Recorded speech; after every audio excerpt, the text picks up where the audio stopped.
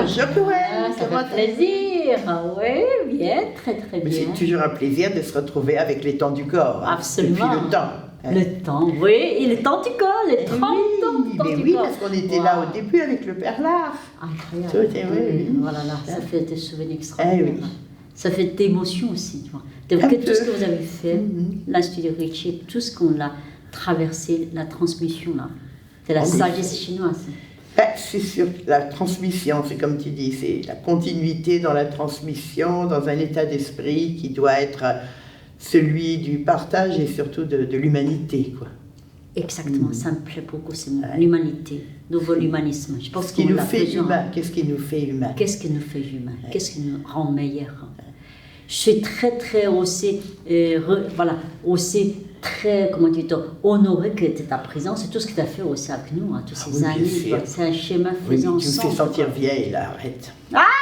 Non, on est toujours jeunes, donc on va parler justement de la prévention. Et oui. Parce que c'est ça, la médecine chinoise et la pensée chinoise, je pense, le sens de prévention, c'est très important. Voilà.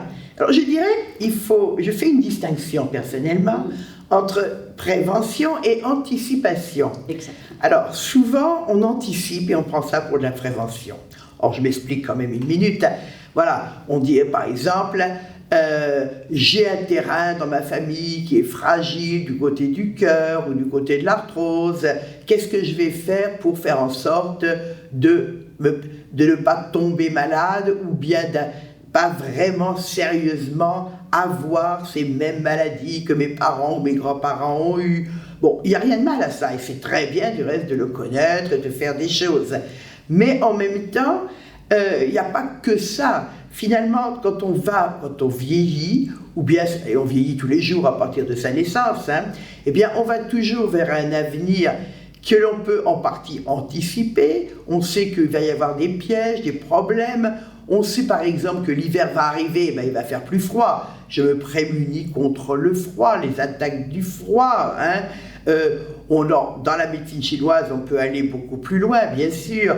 Avec le calendrier chinois, je peux me prémunir contre les particularités de l'année qui vient et qui vont attaquer, par exemple, davantage la rate, ou bien les reins, ou bien donner de la chaleur, humidité, etc., etc. Et cela selon les moments de l'année.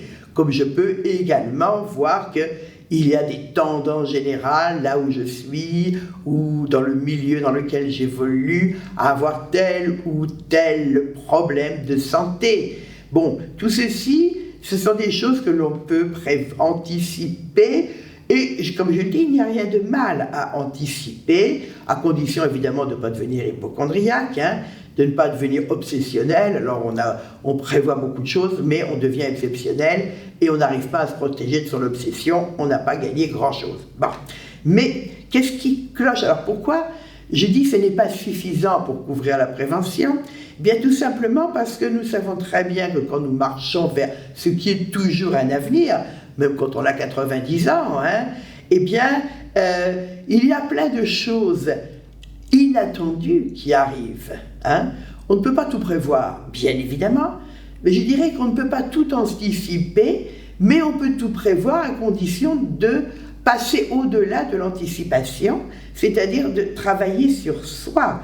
Travailler sur soi pour avoir en soi non seulement quelque chose qui vous renforce contre telle ou telle atteinte possible, mais quelque chose qui vous mette davantage en vous-même dans l'ordre naturel, dans le cours de la vie, telle qu'elle est exprimée en vous, c'est-à-dire selon votre vraie nature originelle.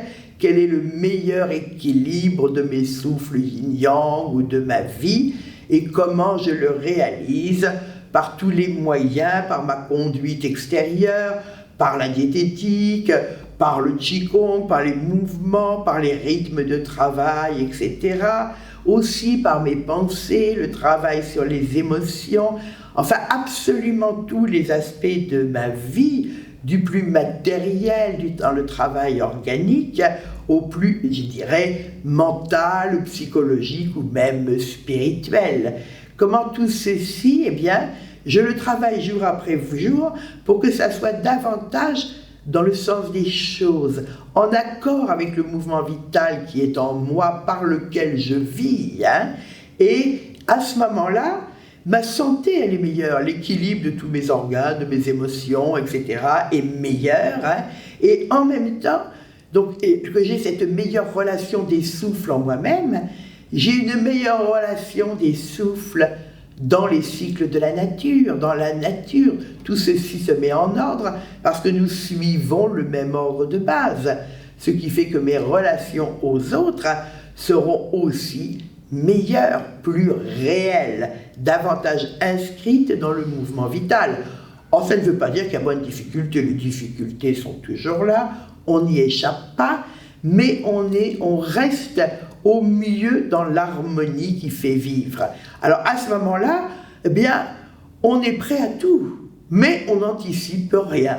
Voilà, ce qui arrive, on y répondra de mieux en mieux, et je dirais de plus en plus spontanément, de la manière appropriée. Et là, quel que soit l'état dans lequel je me trouve, j'aurai la meilleure vitalité possible sans essayer de la pousser au-delà de ce qu'elle peut être. Et je participe ainsi à plus du reste que ma vie. Je participe ainsi à la vie du monde. Alors, c'est un peu dans cette optique-là que je dirais que sans négliger l'anticipation, c'est la moindre des prudences, eh bien, il nous faut travailler la vraie prévention en nous-mêmes, en tant que thérapeute, réveiller cette prévention chez chacun des patients dans la mesure du possible, en respectant bien sûr son identité, et arriver ainsi, en même temps, comme on disait tout à l'heure, à construire notre humanité de plus en plus enracinée dans ce qu'on pourra appeler avec les Chinois le ciel. Merci beaucoup.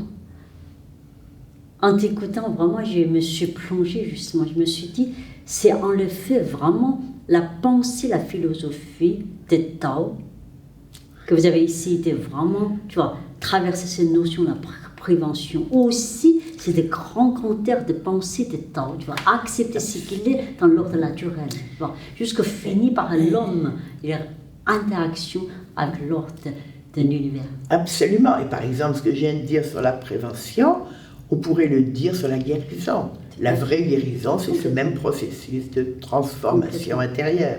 Complètement, complètement. Merci beaucoup, vraiment, Elisabeth. Je suis très, très heureuse, voilà, que tu sois là avec nous pour les 30 ans de Temps du Corps. Yeah. Donc, c'est le 27, 28, 29, mais Elisabeth sera là le samedi avec nous. Voilà. À bientôt. Merci.